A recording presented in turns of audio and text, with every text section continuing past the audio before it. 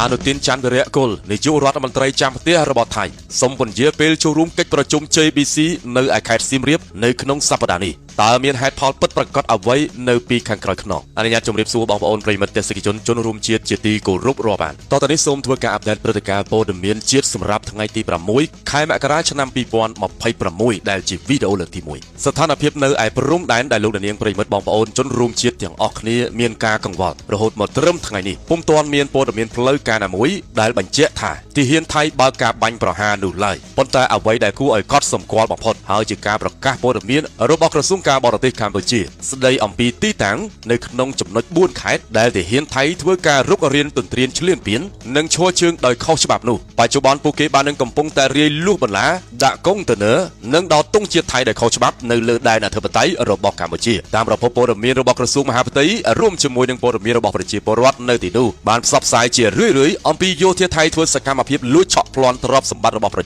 ាជនកម្ពុជាលើពីនោះពួកគេបានប្រើប្រាស់ប្រដាប់អាវុធដើម្បីសម្លុតគំរាមសូម្បីតែប្រជាជនកម្ពុជាទៅប្រមូលរបស់របរបន្តិចបន្តួចពីផ្ទះដែលពួកគេបានធ្វើការបំផ្លិចបំផ្លាញនិងបានលួចយករបស់របរសំខាន់អស់ទៅហើយនោះបើទោះបីជាគេបដិសេធយ៉ាងណាក៏ដោយថាទាហានជើងគោករបស់គេមិនបានលួចឆក់ប្លន់ទ្រព្យសម្បត្តិរបស់ប្រជាជនកម្ពុជាទេប៉ុន្តែរូបភាពនិងវីដេអូនៅតាមបណ្ដាញសង្គម Facebook ដែលទាហានរបស់ថៃផ្ទាល់តែម្ដងបានធ្វើការថតបង្ហោះជាហូរហែខណៈពេលដែលមេទ័ពជើងគោករបស់ថៃបានបញ្ជាឲ្យប្រជាពលរដ្ឋបញ្ឈប់សកម្មភាពថតបង្ហោះនិងចែករំលែករូបភាពវីដេអូទាំងអស់នោះទៅកាន់បណ្ដាញសង្គមពលគឺក្រោយពេលដែលប្រជាជននៅលើពិភពលោកចាប់ផ្ដើមចោទប្រកាន់និងស្គាល់អំពីទង្វើដ៏ថោកទាបរបស់ទាហានថៃជាបន្តបន្ទាប់បងប្អូនជនរួមជាតិជាទីគោរពរាប់អានយោងតាមប្រភពព័ត៌មានចុងក្រោយបានឲ្យដឹងថាកិច្ចប្រជុំពិសេសរបស់គណៈកម្មការចម្រុះខណ្ឌសីមាព្រំដែនគោក JBC រវាងកម្ពុជានិងថៃដែលគ្រោងនឹងប្រព្រឹត្តនៅសប្តាហ៍ទី1នៃខែមករាឆ្នាំ2026នៅក្នុងខេត្តសៀមរាបត្រូវបានអាក់ខានទៅវិញបន្ទាប់ពីភាគីថៃបានស្នើសុំពន្យាពេលនៃកិច្ចប្រជុំនេះជាបណ្ដោះអាសន្នយោងទៅតាមការបញ្ជាក់ពីភាគីថៃមូលហេតុនៃការសុំលើកពេលនេះគឺដើម្បីរងចាំនៅការបកស្រាយនិងការរៀបចំនីតិវិធីផ្ទៃក្នុងរបស់ខ្លួនឲ្យបានរួចរាល់ជាមុនសិនការសម្រេចចិត្តលើកពេលប្រជុំនៅនាទីចុងក្រោយនេះបានកាត់ឡើងនៅក្នុងខណៈពេលដែលស្ថានភាពនៅតាមបណ្ដោយព្រំដែនជាពិសេសនៅតំបន់ភូមិជោគជ័យកំពុងតែស្ថិតនៅក្នុងភាពតានតឹងខ្លាំងបន្ទាប់ពីមានការចោទប្រកាន់អំពីការដាក់ពង្រាយកម្លាំងយោធា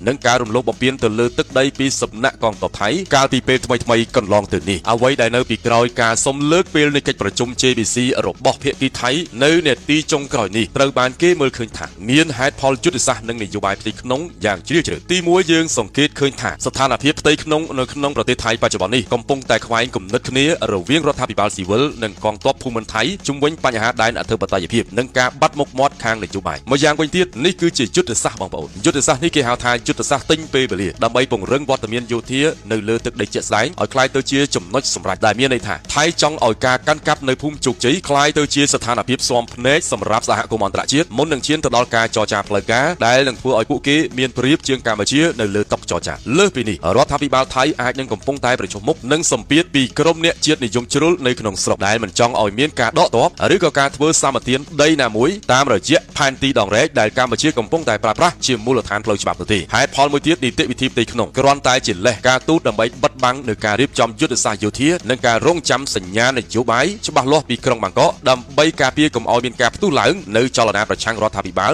ក្នុងប្រទេសខ្លួនប្រសិនបើការចរចានេះមិនផ្ដល់ផលចំណេញដល់ពួកគេជាមួយគ្នានេះផងដែរការសង្ស័យអំពីលទ្ធភាពដែលថៃអាចបើកការវាយប្រហារយោធាក្នុងកំឡុងពេលពន្យាពេលនៃកិច្ចប្រជុំ JBC នេះគឺជាកង្វល់សន្តិសុខដ៏ធំមួយដែលមានហេតុផលគ្រប់គ្រងជាច្រើននៅពីខាងក្រោយខ្នងនៅក្នុងយុទ្ធសាស្ត្រយោធាការសុំលើកពេលនៃកិច្ចប្រជុំការទូតនៅនាទីចុងក្រោយគឺជារឿយៗត្រូវបានគេប្រើប្រាស់ជាផ្សែងបិទបាំងដើម្បីបង្វែរការយកចិត្តទុកដាក់ខណៈពេលដែលកងទ័ពនៅលើដីជាក់ស្ដែងកំពុងតែចល័តកម្លាំងពង្រឹងយុទ្ធភ័ណ្ឌឬក៏រៀបចំខ្សែត្រៀមជួរមុខឲ្យមានប្រៀបជាងមុនការពន្យាពេលនេះផ្ដល់ឱកាសឲ្យភាគីថៃអាចដាក់ពង្រាយយន្តហោះ drone ឬកម្លាំងវាយលុកកម្រិតធ្ងន់ចូលទៅគៀកតំបន់ជោគជ័យដោយមិនឲ្យមានការតាមដានដិតដល់ពីគណៈកម្មការព្រំដែនលើសពីនេះបទពិសោធន៍ប្រវត្តិសាស្ត្រកន្លងមកបានបង្ហាញថានៅពេលដែលការទូតជួបភាពទាល់ច្រកឬត្រូវបានពន្យាពេលដោយចេតនាវាតែងតែបង្កើតទៅជាចន្លោះទំនេរនៃសន្តិសុខដែលងាយនឹងបង្កឲ្យមានការផ្ទុះអាវុធដោយចៃដន្យឬក៏ការបង្កហេតុដើម្បីបង្កើតជាលេសក្នុងការបើកប្រតិបត្តិការយោធាទ្រង់ទ្រាយធំដើម្បីបណ្ដេញកងទ័ព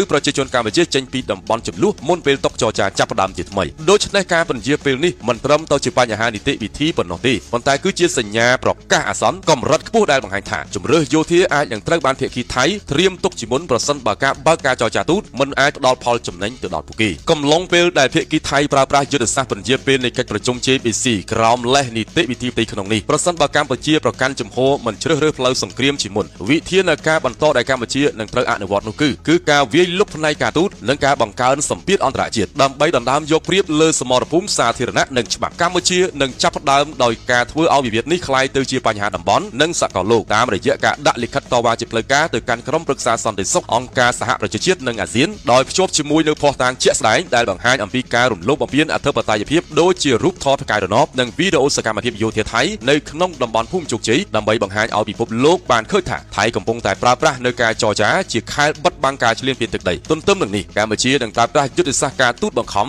ដោយការកំណត់អសានវិទ្យាច្បាស់លាស់សម្រាប់កិច្ចប្រជុំបន្ទាន់បើពុំនោះទេកម្ពុជានឹងស្នើសុំឲ្យមានអ្នកអង្កេតការអន្តរជាតិឬក៏ភាគីទី3ចុះមកត្រួតពិនិត្យខ្សែបន្ទាត់ព្រំដែនជាក់ស្ដែងដែលវិធានការនេះនឹងធ្វើឲ្យថៃស្ថិតនៅក្នុងភាពឯកោនិងពិបាកនៅក្នុងការបន្តការកាន់កាប់ដោយខុសច្បាប់នៅកម្រិតដីជាក់ស្ដែងទោះបីជាមិនបើកការវាយប្រហារមុនប៉ុន្តែកម្ពុជានឹងពង្រឹងវត្តមានរដ្ឋបាលស៊ីវិលនិងកម្លាំងនគរបាលការពារព្រំដែនឲ្យកាន់តែរឹងមាំដើម្បីទប់ទល់ជាមួយនឹងយុទ្ធសាស្ត្របង្កើតអង្គហេតុសម្រាប់របស់ថៃដោយធានាថាប្រជាពលរដ្ឋខ្មែរនៅតែអាចបន្តសកម្មភាពជីវភាពធម្មតានៅក្នុងតំបន់នោះដែលជាការបញ្ជាក់អំពីអធិបតេយ្យភាពជាក់ស្ដែងលើសពីនេះកងយុទ្ធពលខេមរៈភូមិន្ទស្ថិតនៅក្នុងស្ថានភាពត្រៀមលក្ខណៈប្រយុទ្ធកម្រិតខ្ពស់បំផុតដោយប្រើប្រាស់ប្រព័ន្ធឃ្លាំមើលទំនើបដើម្បីតាមដានរាល់ចលនាកងទ័ពរបស់ថៃ24ម៉ោងលើ24ម៉ោងការពារកុំឲ្យមានការវាយឆ្មក់ឬក៏ការរំកិលខ្សែត្រៀមចូលមកថែមទៀតយុទ្ធសាស្ត្រនេះគឺជាការប្រើប្រាស់នៅភាពអត់ធ្មត់ប្រកបទៅដោយភាពឆ្លៀសវៃដោយទុកឲ្យថៃក្លាយទៅជាអ្នករំលោភច្បាប់អន្តរជាតិទាំងស្រុងហើយប្រសិនបើមានការផ្ទុះអាវុធណាមួយកើតឡើងនោះថៃ